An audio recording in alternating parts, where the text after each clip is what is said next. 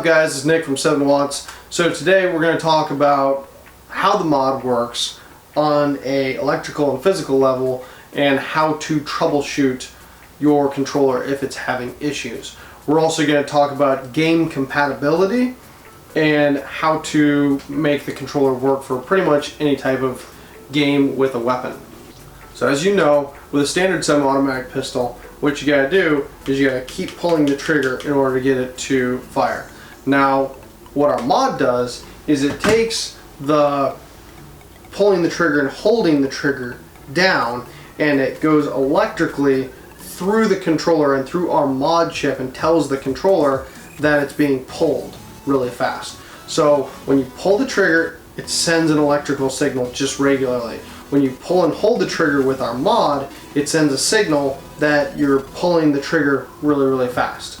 That's all it is. It's an electrical pulse. Same thing with auto aim. When you hold down right trigger,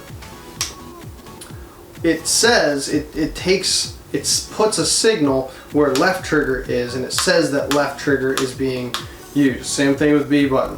When you have drop shot on, you hold right trigger and it sends a signal to the button, we wired wires into where the button is, and it says that that button is being pressed. So that's long and short how the mod works. There's a lot of code behind there in our microchip that makes that happen, but that's essentially the basics of it. It's just telling the controller that a signal is being sent. So now that you know how the controller works, we can talk about how to troubleshoot it.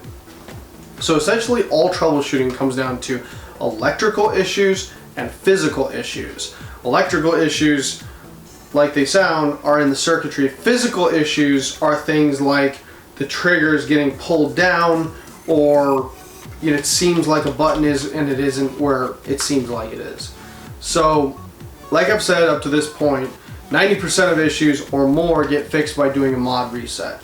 Yeah, it's an electrical thing, it's very complex circuitry, sometimes stuff will happen, and doing a mod reset will completely wipe things and get things restarted.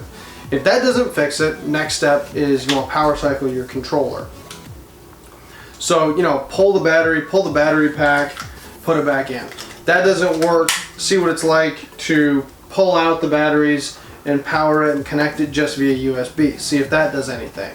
So isolate those power sources or connection sources, see if that helps. If that doesn't do anything, just power cycle the console, unplug it from the wall, plug it back in. No kidding, we go through hundreds of controllers here, and as you can see, there's a pile of them there. Some days we'll be here doing tons and tons and tons of them, and at the end of the day we're going through and we're testing every single one of them. And after testing 50 controllers or so and everything's working fine, all of a sudden one's being really weird. Something like the D-pad is behaving weird, it's just completely glitching to the max. Power cycle the controller, nothing. Man, is the mod bad? I don't know. What's going on? Power cycle the console, everything's fine. So it's an electrical system, sometimes there's issues with that. So now we're going to talk about issues that can't be fixed with a mod reset or power cycling your console. Now, these are extremely rare issues.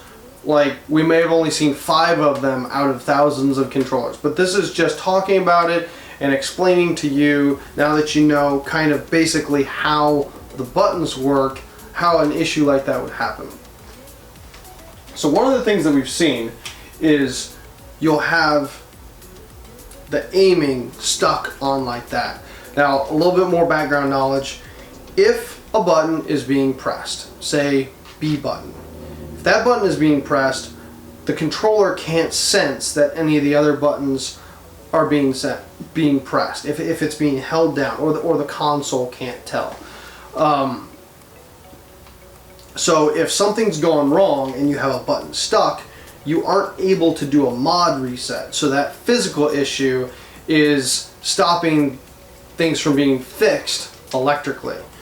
So one of the things that's happened is one of the triggers might get held down just a little bit, and you see how that causes sometimes you'll get a really slight flicker, or it'll just scope up like that. So sometimes you'll have a controller that's stuck up like that, and that could be caused by the left trigger being held down, or you'll have auto aim on, and so you go to pull right trigger and left trigger stays up, but then it stays scoped in like that even though you've held off right trigger. And so what sometimes happens there is right trigger has been let off, but it hasn't been let off all the way.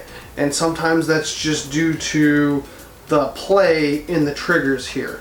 So like one time we had a customer send in a controller that was stuck up like this.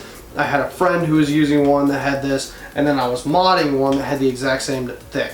I lined them up 1, 2, 3 side by side and plugged them in. They had that issue, and then all I did was pull off the side panel here and let the trigger come free. Issue is completely gone. So that's an example of a physical issue that looks like it's just a complete glitched out controller. So if you've done everything else and you got something weird going on, you know, try to wiggle, try to play with the triggers. Obviously don't break anything, but if you just open that up a little bit and see if that fixes the issue, because that might be the case.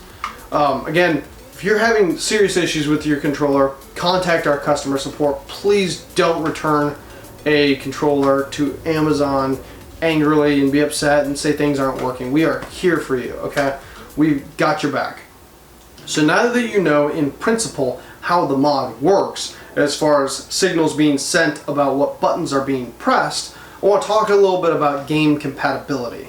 So in typical shooter games like Call of Duty, right trigger's aim, right trigger's shoot, left trigger's aim, B button is crouch. So that works just fine. Now if you got a different game that has different button mapping, because the mod is physically tied to those buttons, as long as you can map the buttons in your game to right trigger being shoot, left trigger being aim, and B button being crouch, if you want to use a drop shot feature, you're totally fine. Now, one of the issues that some people have is if they're playing like a shooter game or like a flying Star Wars shooting game, you know, they're driving along with right trigger, or they're shooting with right trigger, and say A is fuel, right? The A is gas. So they're driving and then they do this to shoot. Well, if left trigger is reverse or left trigger is look backwards and they pull right trigger and they have auto aim on, well, guess what?